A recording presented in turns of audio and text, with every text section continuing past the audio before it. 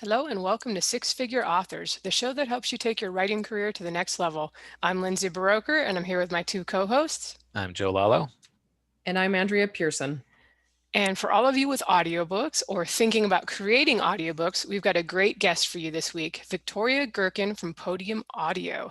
And we are going to be asking her about audiobook trends, whether they're seeing better results going exclusive with Audible or wide, and what their successful authors are doing to sell more audiobooks. Hey, Victoria, welcome to the show. Thank you for joining us. Hi, thank you for having me. Glad to be You're here. Awesome, awesome. Could you tell us a little bit about yourself and how you got involved with Podium, formerly Podium Publishing, for those who haven't heard, and now Podium Audio? Podium Audio. Sure. So I joined Podium in 2016. I came from a publishing background. I had worked for Random House and Knopf in New York as a subrights person and as a publicist, which was quite the thankless task.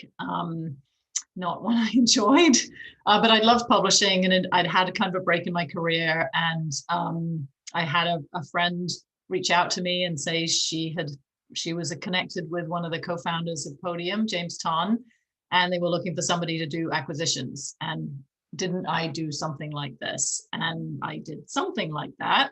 So I hooked up with James and Greg, his co-founder, and there were 6 of us basically running the business, and I did all the acquisitions, including some of yours, Lindsay. Thank you for your business. And then 5 years have gone by, and we've had outside investment in the company 2 years ago, and we have been on a growth trajectory since then. Greg is still involved in the business as a shareholder and as a board member, but from like a day-to-day operations standpoint, he is not really involved.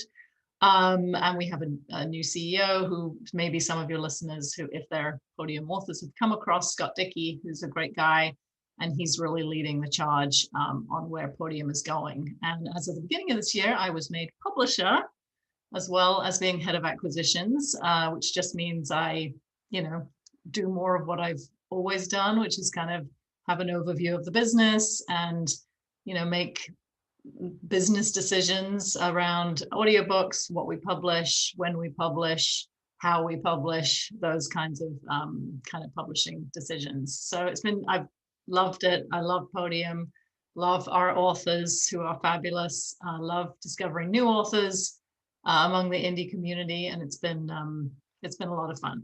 It's been great. Awesome. Well, congratulations on the promotion. Thank you. Yeah, now you probably have more responsibility. Yeah, it feels like one of those things that, I was doing it, you do the job and then you kind of wear the hat. It sort of feels like that sort of thing. But yeah, it's been great. We're now, having been like 6 of us, we're now over 20 on the team around various parts of America and Canada, with a core team in LA, and we have a great new marketing team. We have a head of marketing that Scott brought on board, and a couple of his colleagues. So we're certainly very happy to talk about what we're doing on the marketing side when we get there. Excellent, because I know everybody, including myself, is always wondering how to sell more audiobooks. Mm-hmm. And just to clarify, are you guys still primarily sci-fi and fantasy oriented? Yeah, I mean, that is the bulk of our library and the bulk of our acquisitions. We are doing more mystery thriller, and we have probably quarter of the list is romance. We don't do, it's kind of literary fiction or sort of the kind of general interest fiction so much. I mean, I think it's a reflection of what indie authors are writing, is a lot in the genre fiction areas. It's what's selling, So, what we tend to publish, is what tends to sell. So that there's a causation and correlation between what indies do and what Podium does. I mean, we do some nonfiction. We actually have an amazing selling book on Bitcoin right now, which is a very timely acquisition last year, and it is selling extremely well. So where we find evergreen nonfiction content that's either just, again, kind of, lifestyle, psychology, things that we think people are going to be interested in over the long term, then we'll do some nonfiction too. We actually have a book about gut health coming in the fall. Now that is always a concern. That's going to be I was going to say a page turner, but I don't know if there's an equivalent for audiobooks. It's got a pretty fun cover. Nice. Wait till you see it. All right. So you mentioned that you do acquisitions for Podium. How exactly, and you sort of went into this a little bit, but how exactly do audio publishers like Podium seek out new authors? Well, we have a few different ways of discovering the authors that we publish. I mean, one clear path is agent submission, and also other publisher submissions. So we have relationships with agents who send us authors that they represent for audio consideration. Some of those could have titles that are already on the market, or they haven't been published yet. So that's one way. Then we might sublicense rights from a publisher, usually smaller publishers, because the trads now pretty much do all their own audio and they're not sublicensing anything. So that's one way. The primary way is what we've always done, which is just stay really close to what's working on Amazon, and mining also bots and our authors, keeping an eye on our authors, and then who other titles that are in our authors also bots, and kind of looking at performance. I mean, generally with a new author, we would want to see the ebook land. So it is a rare occasion where we'll take on, have incoming, we get incoming inquiries into our website, which we read all of them. But if it's usually we'll want to see something that's on the market. So we have a form, and it's like, here's your name, and send us the Amazon link to your book. So we're not really open to, taking a flyer on somebody who sends us a manuscript and says, this is amazing, please publish me. That is not something that we really do. I mean, it's just not something we can really assess how it's going to fit in the market. So we take a very market-oriented approach. Then we have, of course, our authors who we already have under contract. They might have new material. They might have a new series that they offer us, or that they may forget to tell us about, and then we see it, and then we're like, oh, we'd like to do that. So we've got our legacy authors, who we publish repeatedly, and then we've been looking at a lot of the new platforms, Tapas, serial publishing platforms. Royal Road has some amazing stories getting written there, and some Royal Road authors have come over to us and are enormously successful in audio. Our top seller right now is in that category, Shirtaloon. That is, what was the number, like 11 book on Audible yesterday or this week with the launch. So that's been, and that's book 2. So they're, writing in serial, and then bundling up the episodes and doing some editing and proofing to make sure it's ready to be a book. And then we're doing the audio. All right. Now, this is like you mentioned, like once you start working with an author, you tend to, you obviously at that point have a better idea of how their audio was going to do and how their book stuff. Mm-hmm. So have you ever had like recruited an author and then sort of went after some of their previously published stuff, like just because obviously the better selling stuff is going to be the recent stuff, but have you ever sort of mined their back catalog as well? Mm-hmm. Yeah, I mean, we've done that. It always, where there's an author with with a new series and they have an older series, we will want to do the newer one first. But in some cases we'll acquire both and then already have the other one, the older one, in production, because we're confident that the new one's going to go, and then the older one will come along. And we've done that on numerous occasions with authors. So yeah, not always. And there are some older series that just cannot be resurrected, unfortunately. So I think a lot of indie authors who do well with ebooks are sometimes disappointed when they jump into audiobooks and just kind of struggle a little bit with marketing. And it's really a whole different atmosphere with the credit system, especially on Audible. What are some of the differences that we should be aware of between ebooks and audiobooks?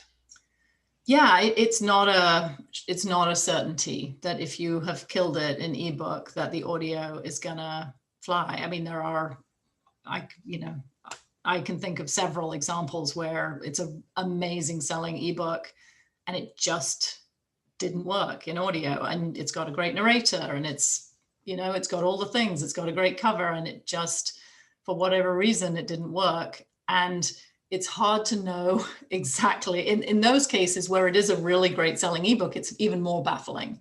Like, why does this not find an audience in audio? But there are definitely cases where you can say, okay, that there are reasons that things didn't work. I mean, obviously one is length. So where authors think, I've got a 75,000 word ebook in space opera and I'm going to make an audiobook of that volume and it's going to be okay. Well, it's probably not going to be okay, because what will sell for $3.99 as a Kindle or appeal to people in Kindle Unlimited will probably not sell for $15, which is of course a credit. And I know you have probably talked about creditworthiness till you're blue in the face, and I'm sure everybody listening is pretty familiar with that. But it's a pretty plain, like, economic situation. I mean, it's an Audible dominated model, and having a volume that doesn't say I'm worth $15 is a challenge. So, what do you do with your 75,000 word book? I think you do what we've done with you, Lindsay. We've done an omnibus, or we are aggressive with adding upsell. And I know a lot of authors have bonus material. You've got short stories and novellas. So we'll put a novella in the back as bonus content, just to kind of create, not to kind of actually create more value for the package, because it's got to sell for more money. I mean, it's kind of it's pretty simple economics. And sometimes it's the narrator isn't the right fit, and certainly that's what we focus hard on, is really good casting and the right casting, and we have experts in that. And I think it's also, some authors will think they'll just pick the same guy that somebody else did in the same genre, and it doesn't necessarily work out as well. So having some casting expertise, I think, is also a part of why our audiobooks do really well on the whole. So those would be a couple of big factors. Obviously, the cover. I mean, now covers generally are much more sophisticated than I think they were even 4 years ago. So you don't really see a lot of very unprofessional looking covers go out. I don't, anyway. I mean, I generally see. Do you think, is that, am I just missing covers? I feel like in audio, most of the covers on indie stuff look good. They do look good. Yeah, there's a much bigger support, a lot more cover designers, a lot easier to find covers than there were 10 years ago when we got started. You used to have to go on DeviantArt and try to find some artists who would have no idea about cover design or fonts or anything. So. Right, and putting all the important stuff in the bottom right-hand corner on Audible that then gets covered up by the banner. Yeah, I mean, we always, you know, consider the cover afresh when we're publishing the audiobook. I mean, we don't just assume that we're going to adapt it, but we do a lot of adaptations these days. I mean, we probably used to do 50-50 originals and versus adaptations, and I'd say it's maybe 70-30 now, probably, with, you know, 70 being adaptations. So I've also seen it the other way, where people who sell maybe okay in ebooks will actually kind of blossom in the audiobook market. And I don't know if it's just, if length is probably a big factor, if it's like epic fantasy or some epic space opera, but have you seen any of those where you've taken someone on that, you know, mid-list author and they just blow up in audio? Yeah, we've that's my dream, right? That's the goal, is to really do wonders for, you know, somebody who's kind of on the middling side. If we can really make a difference, that's magic. And yeah, we definitely do. We definitely see it that way around, where and just like, because the numbers are so much bigger on the audio side. I mean, you don't have to sell so many units to make that much more money, just because you're getting, it's a higher revenue. So just on the revenue standpoint, even if you forget about what the royalties are, if you look at from a purely gross revenue standpoint, then the numbers can be really big. That's pretty encouraging, you know, because I mean, authors, they're like, I don't know, it's just the chance of something going really, really awesome, really big in audio, if it hasn't an ebook, is not really high. But it's the same when authors go really big on Nook, but not on Amazon. You know, it does happen. And that's just, it's kind of fun to think about that. Yeah. It's when that happens, I think it has been a magical combination of the narrator and the story. Like there's been some alchemy in that has made the audio really, really amazing. And then we've managed to get it some marketing, and it's come on Audible's radar, and then they've given it like a big push. And that's what it takes. It just needs sort of that extra push down the hill. And then once it starts getting amazing reviews and it gets some momentum, and the market kind of takes over.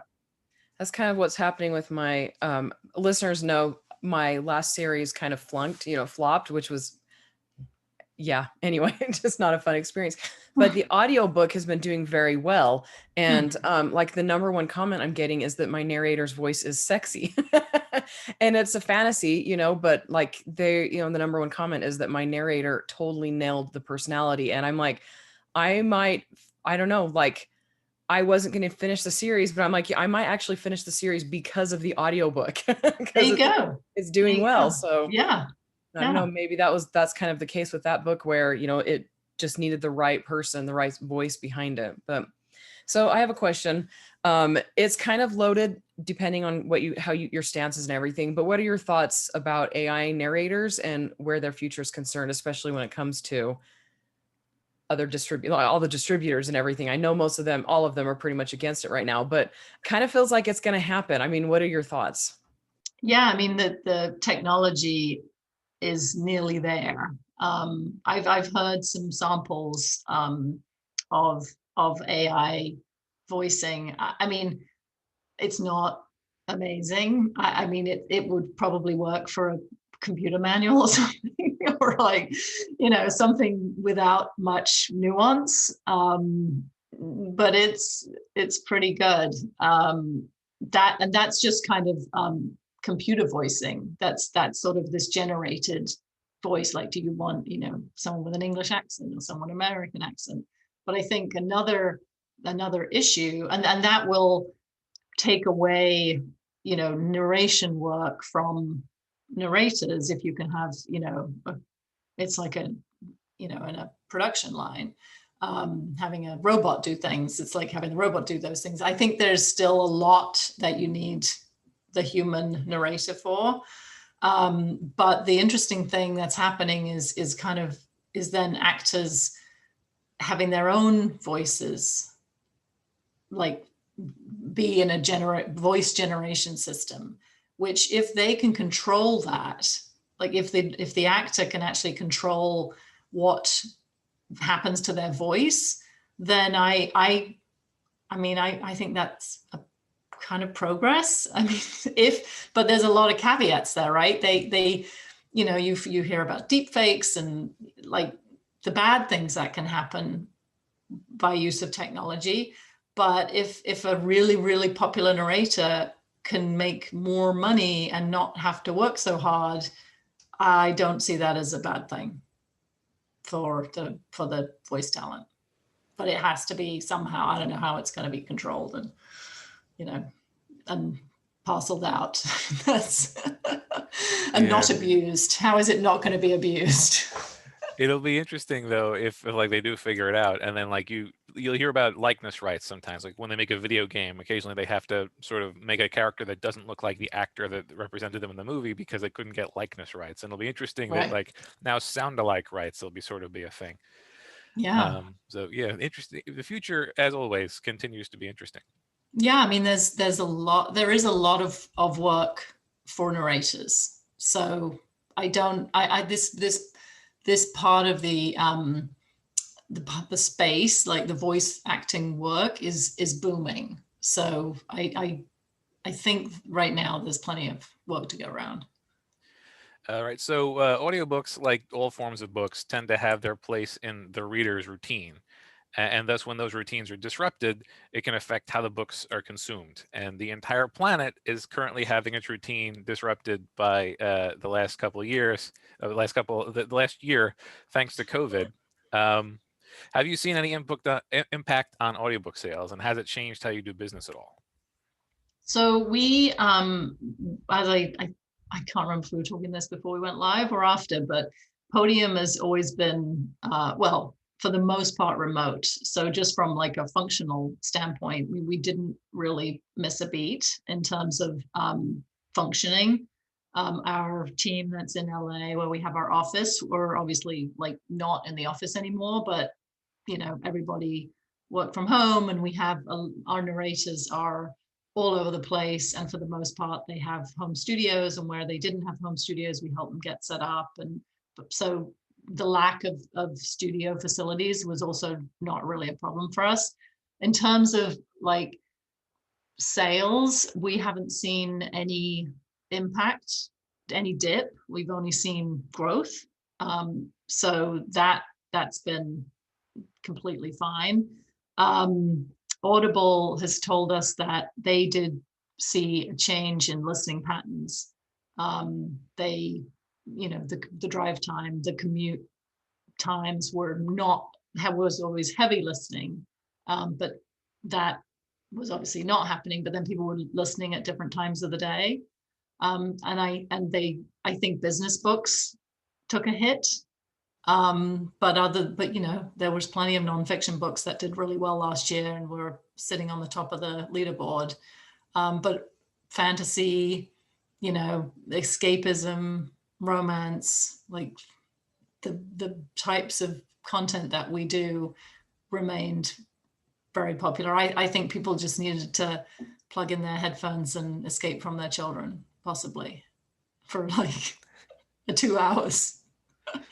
And then there was your Bitcoin book, which and our Bitcoin book is amazing. Pat yourself on the back for picking up that one. But the funny thing is that the author is such a nice guy, and we've been kind of going back and forth and kind of laughing. I mean, clearly the sales of his book follow the value of Bitcoin and Dogecoin, all the rest of it. So he takes a very, very philosophical approach. But yes, it's been doing very well. That's awesome. Yeah, I actually expected things to take a big hit. I was just assuming all the commuting people and road trips would not be happening. And I know our podcast took a hit that first March last year.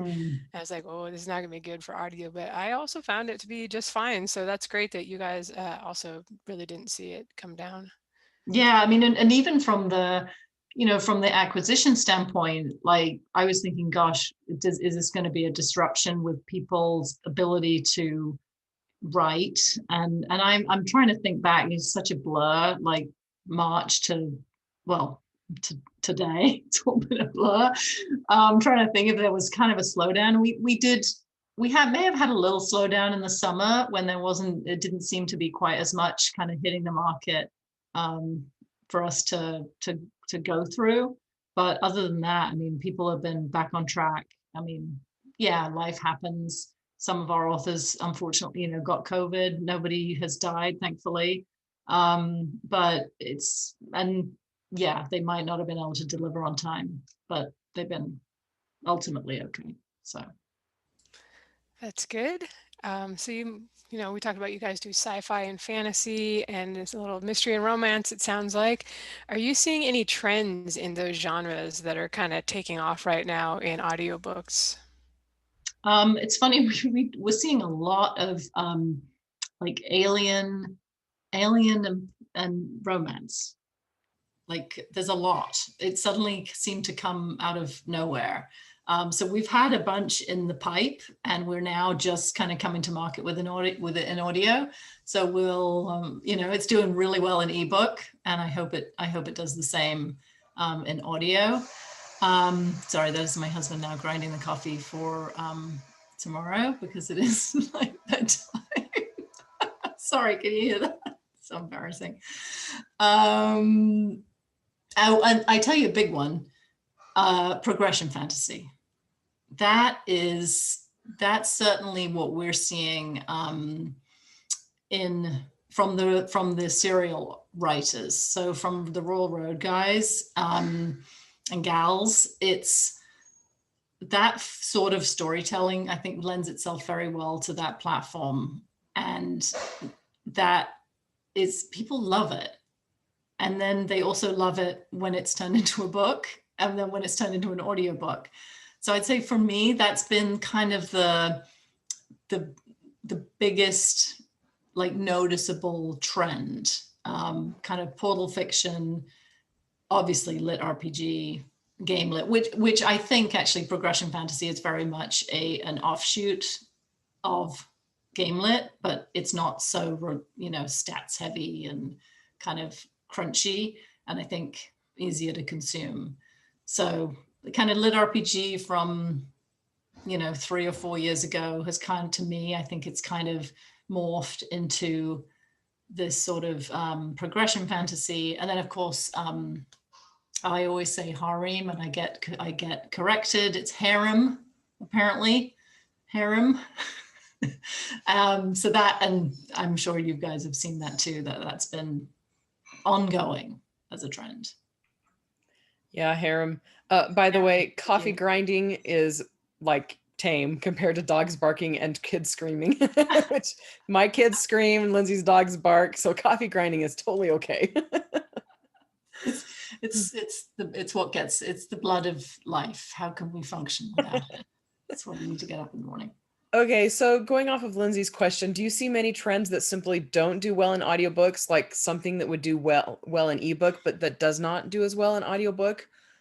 I would say I really, things that skew younger. So there's still not like a lot of young people. And when I say young, I mean like teens and children consuming audiobooks. So where we have stories that are kind of younger appealing, so we publish like Schooled in Magic, Christopher Nuttall series, and we've got other dragon kind of things. And maybe, I mean, Lindsay, kind of yours can be on the edge of kind of YA skewing. That will want to make sure it appeal to adults, which they do. I mean, that's the borderline. But if it was something really, really YA, like, very young characters, I'm not talking about Twilight, but something even younger than that. Like Diary of a Wimpy Kid or something like that. Yeah. Exactly. Something genuinely a children's book. I would not see that working unless it was like Brick Riordan or, somebody really who sells tons. And it's interesting because a lot of, even like the business books that we look at, it's better for us to look at the performance in like print versus the Kindle edition, because that's the edition that's selling. That's the edition that will tell us that this has an audience. It's not necessarily selling in Kindle, but it's selling in paperback, which is sort of unusual for genre. So those, and I have to be honest, like kind of urban fiction's tricky. Like it's I don't know. I don't know if they're too short or that's kind of a challenging genre I've found. That's really great because that's pretty much what are you saying like urban fantasy or sorry, urban fantasy. That's yeah. what I write. So I'm like, but yeah, which is funny because like that's the book that's doing well in audio that didn't do as well in ebook. Just like so that's the thing. He's But got a sexy voice. Yeah. It's not Shane East, is it? No, his name is Gary Bennett, and we've actually interviewed him on the podcast. But the comments I'm getting, like people are messaging me saying, "Oh my gosh, this guy's sexy," and I'm like, "That's great." Oh, nice. Yeah. Sorry. Yeah. Urban fantasy is one of the. It's sort of. It's been tricky, and I don't know if it's because people who love that genre love to read. Yeah. That's my general theory on it. It's sort of a particular genre that real whale readers like, and even some romance can tend to be very difficult in audio, and especially when it's like really raunchy. I mean, we do some raunchy romance, like we do like what I call not your grandmother's romance. But when it plays with the edge, which can work in like, consent and dubious consent, and where there are warnings of content, that's something that may not work in audio. Like it can work on the page because you as the reader can bring your own sense of what you're willing to engage with to the page, but when you've got it in your ears, you can't really skim it. Like if it's upsetting you or if it's like too much, I think the audio can be too I don't think it works. It works on the page and it doesn't necessarily work in the ears. That's my theory. Okay, so how do you advise authors who write those kinds of genres, like the urban fantasy or the younger market or the erotica, things like that? How do you advise them to approach audiobook publishing? I mean, I'm not into, self-censorship or any kind of censorship, but if you're thinking about the market and if you're going to want your content to sell, then I think really thinking about how it's going to play in this format is and whether a narrator is going to want to do it. Are you going to be able to get a great narrator who is then going to be uncomfortable with what's being put before them? Like if you write like that kind of erotic material, then I think you've got to ask yourself that question: is it really going to work in audio? And it may not, and therefore I wouldn't waste your money on production because it probably won't work. But then if you want to be in audio, maybe you tame it down a bit. And I wouldn't suggest doing like a PG version and a not PG version of the same thing, because that's just confusing. I would like write a different story and test the market. I mean, that's the beauty of the indie model. I mean, you can do anything. So that, yeah, I'm not so sure about what to say about like urban fantasy, except maybe make the books a bit longer. Look at the most successful urban fantasy people in audio and see what they're doing. Like what is it about the really successful ones that seem to be that seems to be working? Is it, who is their narrator? You know, I've just said, like, don't look at like who's the narrator of the other thing, but maybe do, and, you know, really like maybe consume some content in that. Yeah, and that's the thing. Listen to some audiobooks, like try and figure out what in your genre people want to listen to. It's interesting how, like, on the surface you would think, oh well, yeah, this person has narrated really successful sci-fi books, therefore that's the person you want for sci-fi. But it's a person speaking, so you have to match not to the genre but to the tone of the book, you know. And it's something I think a lot of people don't think about, particularly not authors who are mostly thinking about the words on the page, not necessarily the voice in the ears. But all right, so we talked earlier about how Amazon is obviously a fairly dominant force in print and ebooks and audio and every other thing that you can possibly sell. So there's a strong tendency for folks to want to double down and have their books exclusive, and there is an exclusive option for ACX and Audible if you're self-publishing, and it has a higher royalty. But how large is the audiobook market beyond Audible, and is it worth expanding one's distribution as widely as possible? Well, there are schools of thought, and I would love Lindsay's input here as well, because I know, you know, Lindsay has done a lot in different places and is very innovative in terms of where you're distributing. We do have an exclusive posture with Audible. It's what we consider to be the best place to maximize income and sales for our authors. Being exclusive, yes, it's a higher royalty, and it's unclear if the difference between the exclusive royalty and the non-exclusive royalty can be made up by the sales on the other platforms. I mean, that's the calculus that one faces, you know, by not getting that 15%, are you then going to get 15% more elsewhere and again, you know, and above? So I mean, that's it's unclear to me how big the market is off Audible. So certainly from our perspective, it's not that big. Like, I mean, Audible, we don't know what size their market dominance they have. You know, people speculate 80% or, you know, numbers like that, but I don't know that.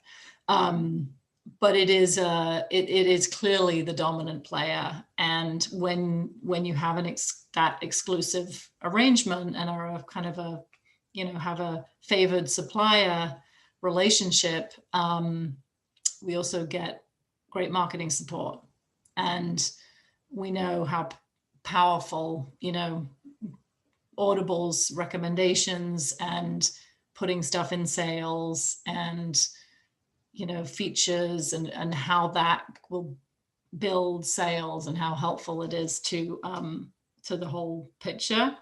So that's another factor in our decision to be exclusive with Audible.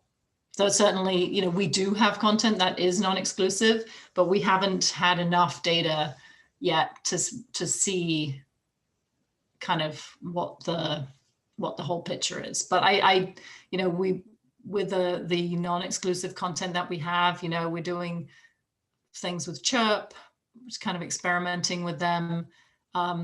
We've done some discounts where we've got kind of the Chirp discount, and then on the first book, and then the second book in the series also we've done a discount, so we can see if we can draw people into a series via that discount, or is it just like banner sales on the bargain book? Because you can sell, you know, if it's $1.95, you're going to sell a ton of audiobooks, but that's not necessarily helpful in driving people into a series. So we're definitely experimenting and really interested in what the data tells us. But I mean, from my perspective, I think Audible is a powerful seller of audiobooks. I mean, it's what they, the incentive for KU authors is the benefit, right? The benefit to the positioning and having your ebook edition put in front of people more is why you might keep it in KU, and then you get paid more. So Lindsay, what have you got anything to add there in terms of what you've been finding? Yeah, I'm never sure what to recommend to people. I think if you're all in on Amazon with KDP Select anyway, you should probably just be exclusive to Audible, because nobody's looking for your audiobooks on Google Play, or, unless you're like me, where I have like a lot of my backlist is wide. And I actually find that I've been non-exclusive with the last couple series I've done on my own through ACX and Find Away Voices.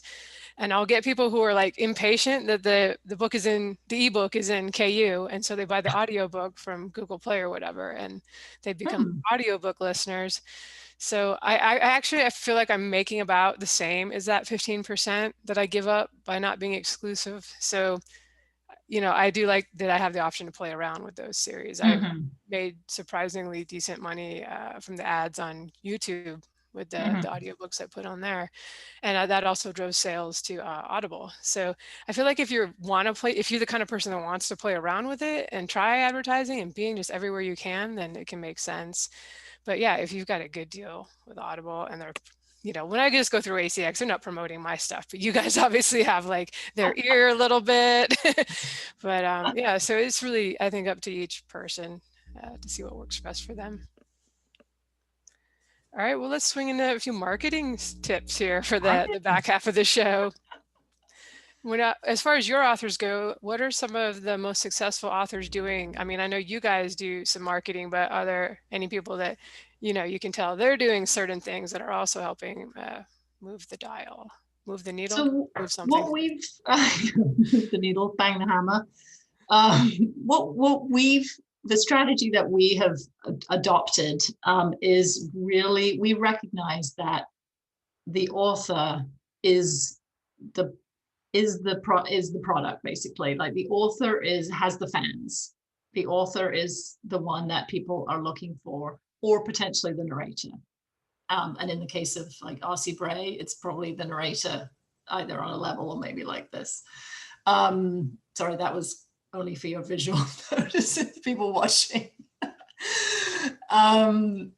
So we want to support authors in connecting with their fans and growing their fan base via the audiobooks. And so what we will do with authors is create assets for them to communicate to their core fan base that the audiobook is imminent, on pre-order, coming, like arm them with the things that they can then tell their fans about.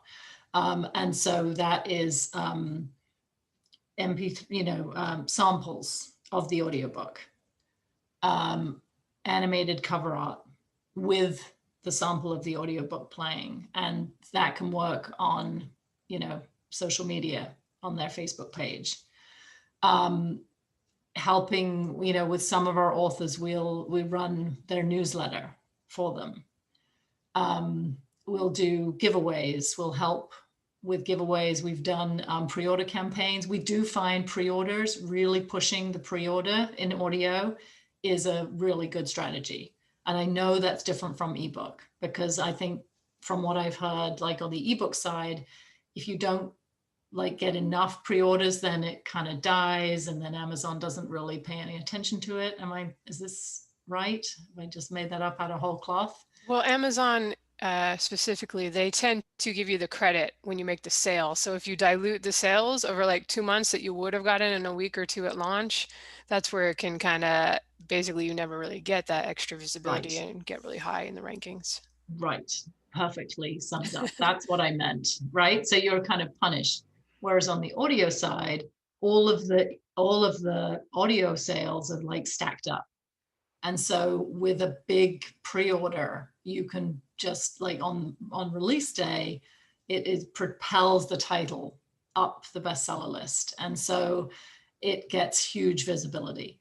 I mean, if you can, even if it's just a few hundred in pre-order, you can really make it to the top of the genre bestseller list in audio. And so kind of focusing on making sure that our titles are live with, a decent amount enough of time so that authors can then share the word of the pre-order with their fans. Like these are the things that we are doing, consistently. Making sure, so when we've got like a book one launching, potentially, this is not necessarily something we always do, but where we see that we think something's really going to fly, making sure that we've got the second book on pre-order when we launch the first one, so that people can immediately go pre-order the second one. So stacking like that. And then, and then some of the things that are working, like on social media, are ads for our animated cover ads, get really good click-throughs. Moving images definitely work better than static images. We don't really do any like static image ads at this point. It's all animations. We've grown our own handles, so we have our own channels as well that we use. But really, the key thing I think we've been doing to great success lately is working through what the authors have. And so when we bring on a new author, we send a marketing checklist, like kind of like, how well is your car working? Like, just kind of focus on some things, optimize front and back matter. We recognize that the better the book is doing, the more likely the audiobook will do well. So doing some housekeeping on the ebook listing, making sure that the authors are linking their ebook to the audio. I mean, it's basic stuff, but not everybody does it. And it's amazing how many I'll look at listings. I'm like, good Lord, why is the audiobook not listed, not linked on the product page? And it's not our author, of course, because if it was, they'd be linked.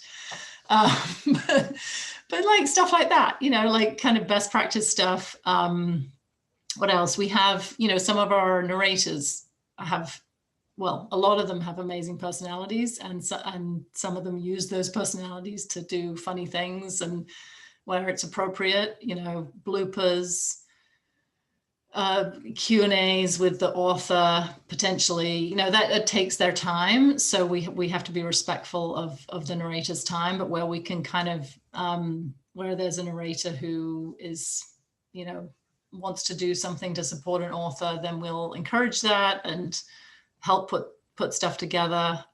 We've been doing some panels. We did our first Clubhouse event this week. Have you guys been on Clubhouse? I have not. I'm not cool enough to have an invitation. I've heard mixed. I felt really cool.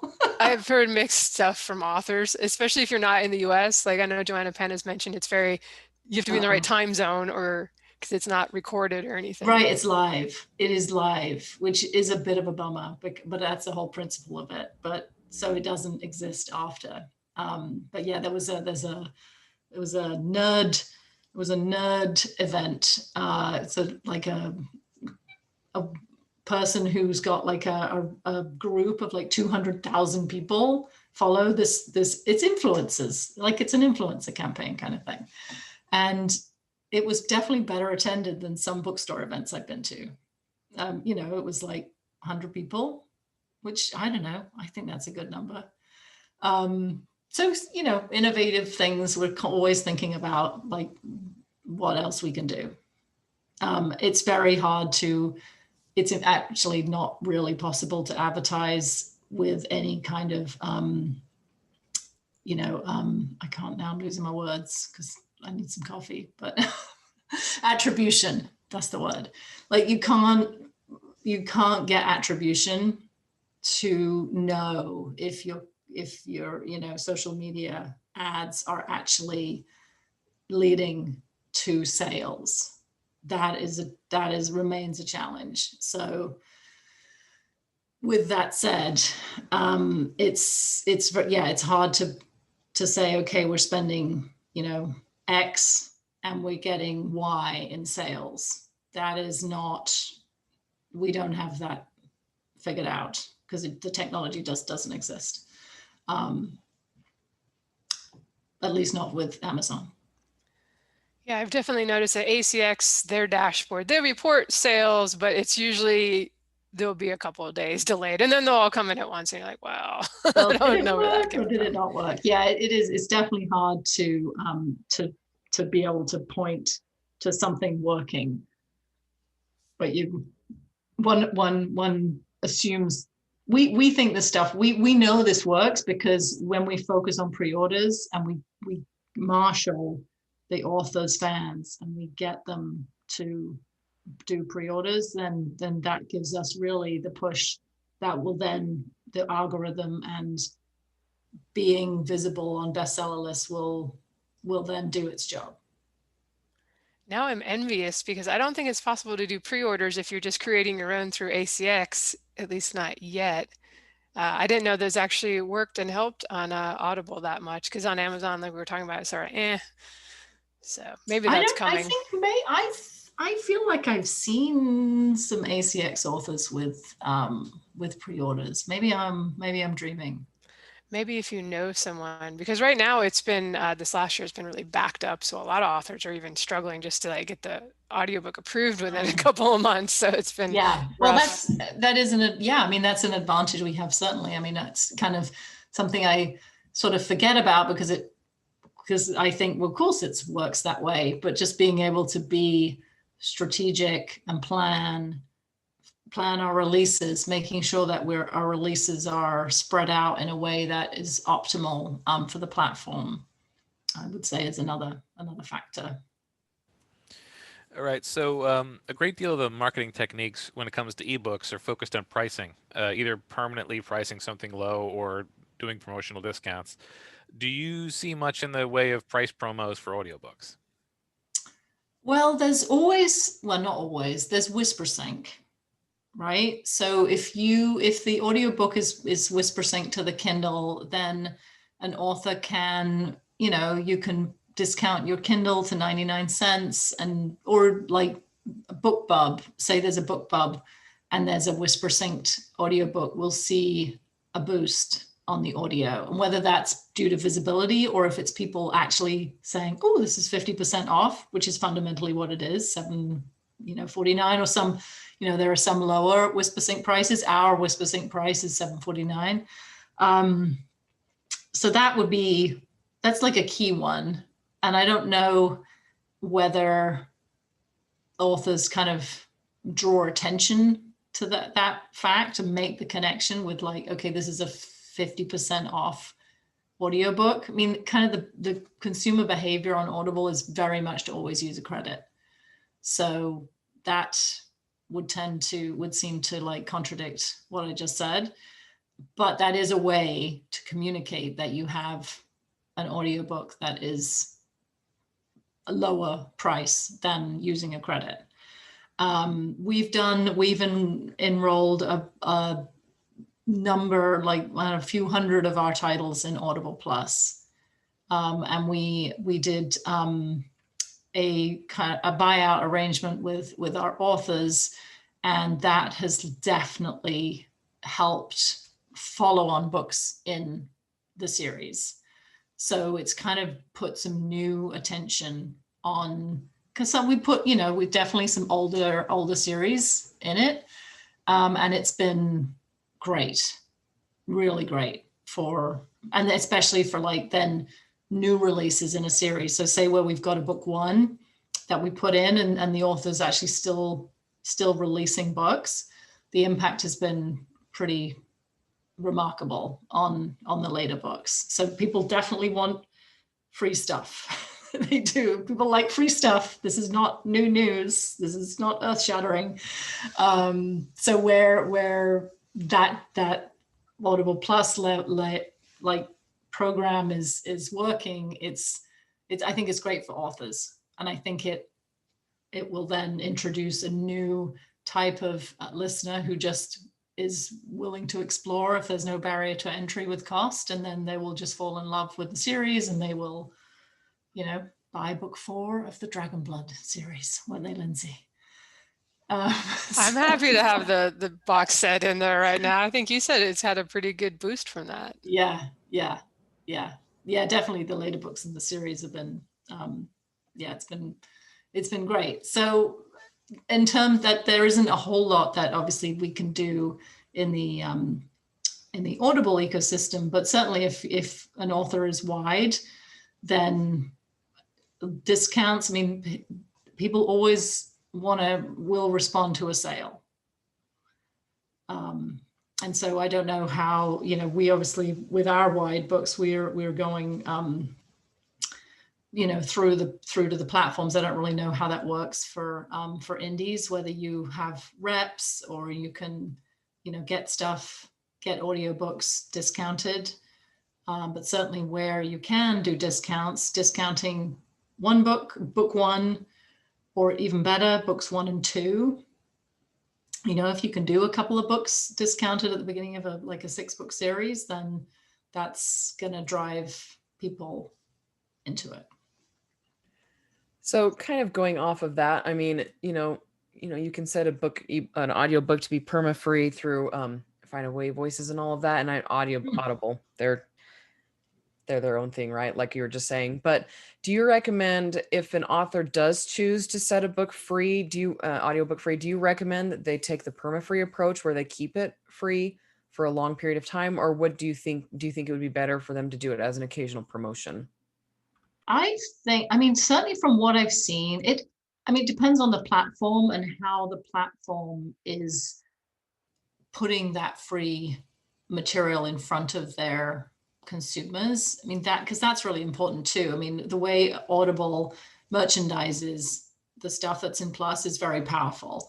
If your free audiobook is going to be buried somewhere and it's not going to be discoverable by anyone, then that's not necessarily the right thing to do. But if the platform that you're making it free on is like, look at all this free stuff, try this thing, then I think making it free for a longer period is probably the right way to go, because then you stand more of a chance of more people stumbling upon it. And then having maybe upsell, if it definitely doing this for a series is what makes sense. If you only have one audiobook and nothing to send people to, then it doesn't really make sense, I don't think. But like if you have, 3 books, then it's probably worth making one of them free if you can afford it. But if you have 6, then I would you could try to do 2. I mean, I think the more you can afford to do, the more likely you are going to get people to really commit to the story, because they are going to want to finish it. Once they're through two books, they will have to buy book 3, assuming you've written a good story, which I'm assuming is the case. So yeah, I mean, I have loved that strategy with Audible Plus. I think it's been really powerful. And if there's a way to replicate that on other platforms, then I think it's a winner.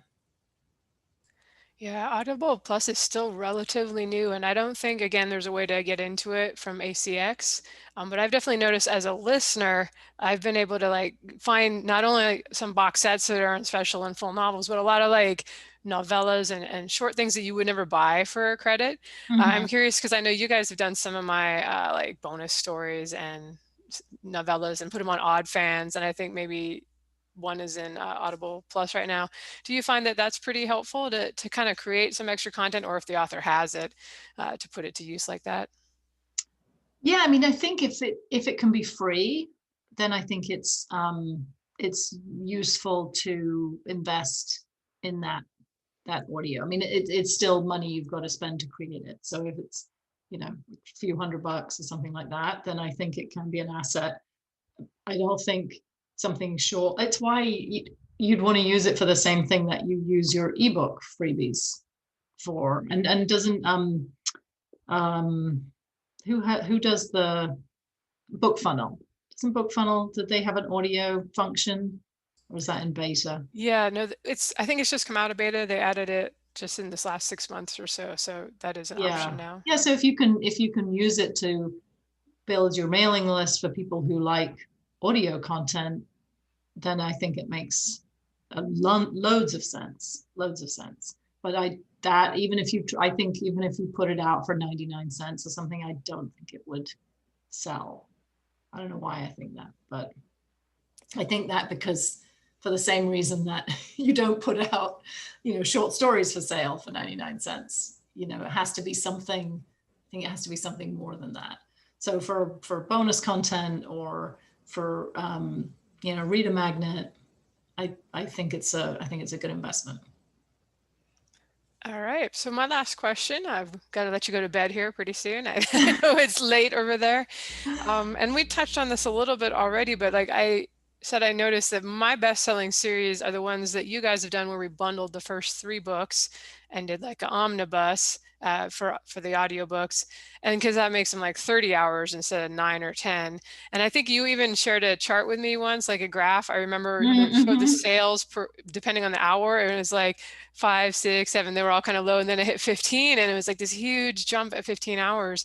So I'm curious, would you recommend authors who are doing it on their own, or even with a publisher that might want to have some say, if they should try, like just come right out of the, start, if it's a series, bundle the first 2 or 3 books to try to get that longer length? Yeah, I mean, it really also depends on the genre.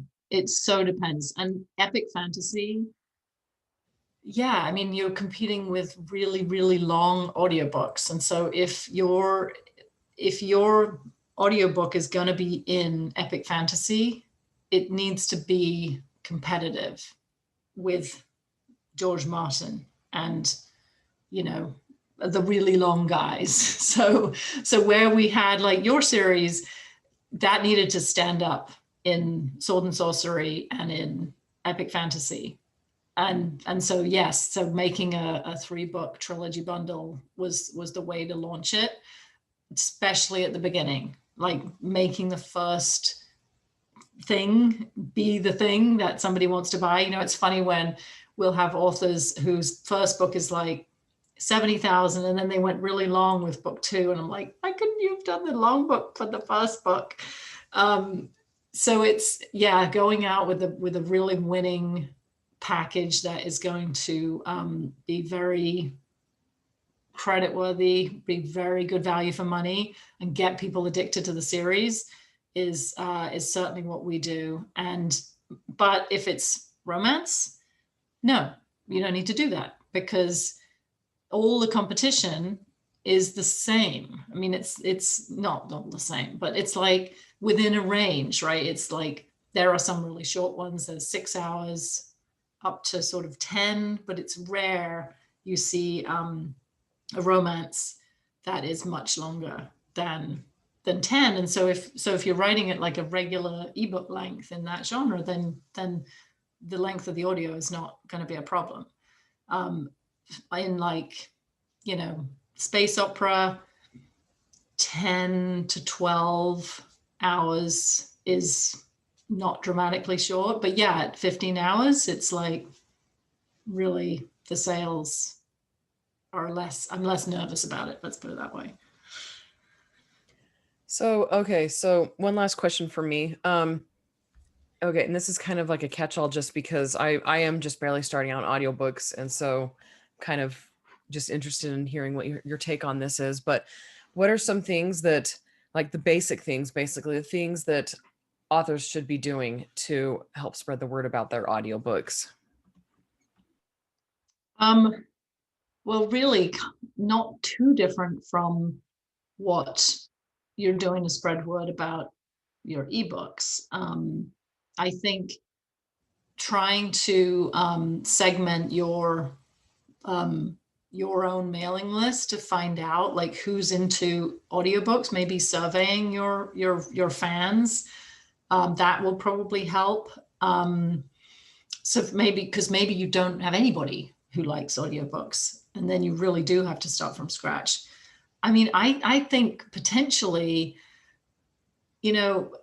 putting something in your Kindle, like front matter or something, like putting it in front of people that this is available, and that you can add it by whisper sync, or, you know, for X, and you can do, just making it super obvious.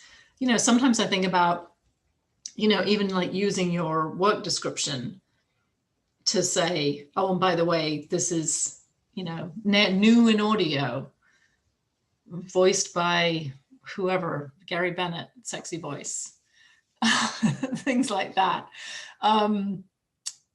What else? And then cross-referencing. So where you have, if you have like a really, and we're starting to do more of this and starting to be more proactive about doing this, because we have a lot of authors with a lot of like other series that we want to tell. We have advertising real estate, not that we're going to advertise a different author's book, but we're going to advertise the same author's book. So where we've got an author with a best-selling series, we're going to put upsell to that author's other series in our new release. So we're going to say, you know, and we'll put a sample in, and it might be a different narrator, and it might be a different genre, but you've got people at the end of an audiobook who have enjoyed that author's stuff, and instead of having them wait for the next thing in the series, they can go and listen to a different series by that author. So like you would, so the same strategies that you would do an ebook, you can, well, we can do, I don't know how easy it is in ACX, but certainly that's a strategy that we have been actively pursuing and doing. What else? I can't, what are the other ideas I have for spreading the word? Kind of, is that helpful? Yeah, no, definitely helpful. I like that idea. That last one, I'm like, oh, that's work. I gotta do it though. That is the work. Yeah, but that's the thing. And like I said, like, you know, we're definitely like committing to the work of thinking like, okay, here's what we've got coming. Here's what we had. We've got to do the work of editing and edit. But it's just doing 5 more steps. That'll hopefully pay off. Yeah, I've actually wondered about that with audiobooks, because I always at the end of the ebook put the link to the next ebook in the series and say the name of it and everything. And like you almost never hear that listening to an audiobook. You're just like, oh, maybe I'll go check and see if there's another one. Yeah. It seems like, and I don't know if maybe Audible has some rules around that with like excerpts and or even promoting. Yeah, well, I would love to hear it. Let us know. Because like I said, I just never really hear it from traditional published stuff, and I don't know if I've heard it from indies either. So maybe Audible's been kind of not allowing it or something. But well, I will say it's not the simplest thing to execute, because you do have to, for us, we have, you know, the library of all the files and everything, and we have, you know, an editor, we have a mastering engineer, and we have like the people to actually to do it, because it is like the steps of thinking, like for your Lindsay, for your next book that we do, the next Star Kingdom book, like we should think about what we want to send people to, and it's not necessarily that series. Maybe we send them to a different one. We could do a little test. Let's do it. Yeah, for sure. When you've got like an 8-book series that's complete, you might as well like, hey, by the way, why don't you read this one too? Yeah. Let's pick now not Dragon Blood, because that's already doing fine by itself, but one of the other ones. Well, you made a good point too about mentioning it in the back of the ebook. I think I actually have done that for the Dragon Blood Omnibus, because I've had that free as an ebook for a long time. And I think I've got it in the back, like, hey, if you want the audiobook too, you can get it here. And I almost never remember to do that, but it's interesting how many of my readers I know will pick up the ebook and the audiobook. Like they like both. So yeah, you can't assume that just because they read it, they don't want the audiobook. Yeah, no, absolutely. Yeah, and that's your space. That's your billboard. All right, well, we've had you for over an hour, so we better let you go. It looks very dark outside your window there. It is 10:15. Oh my goodness. Okay. Well, let us know where they can find you, and if Podium is open to. Podium Audio, podiumaudio.com, Yeah. Podium Audio. On where our website, we have a form if you want to get in touch. Facebook, follow us. We also do a newsletter. We do a lovely, lovely segmented newsletter. So if you want to know about Podium's new releases, go to our website. You can sign up for our newsletter, and we will not spam you. We will send about one email a week, potentially, maybe one a month, and you'll see what fun stuff we do in our marketing. And we're also on Instagram and LinkedIn and Twitter. Doing all the things, and All you the said things. you are always open for people to submit if they have an ebook already produced and selling decently. Yeah, yes, please, if it's selling decently. Yeah, I mean, if I always hope that people will put themselves in our shoes and think about whether this is a work that will support the an audio like audience. But yeah, we have, like I said, we have a form on our website that you can get in touch and send us a link to your stuff, and we'll take a look and let you know. Awesome. Yeah, Or it's ask a friend. not inexpensive to produce those audiobooks, especially if you're going to do 3 before releasing. Yeah, or it's going to be bundle 30 it. hours. That's a lot of hours. That's a big Yeah, payday. or talk to your fellow author friends. You know, at this point, I think we publish, I don't know, 700 authors or something. So there's a lot of authors out there who can hopefully recommend us. Awesome. Well, thank you so much for answering our questions, and thank you for Pleasure. listening, everyone. And thank you to Joshua Pearson for producing the show. You can find the show notes or leave a comment or question at sixfigureauthors.com with the number 6 and podiumaudio.com if you want to check out Podium Audio. Good night, everyone, or good day whenever you're listening. Talk to y'all later. So long, everybody.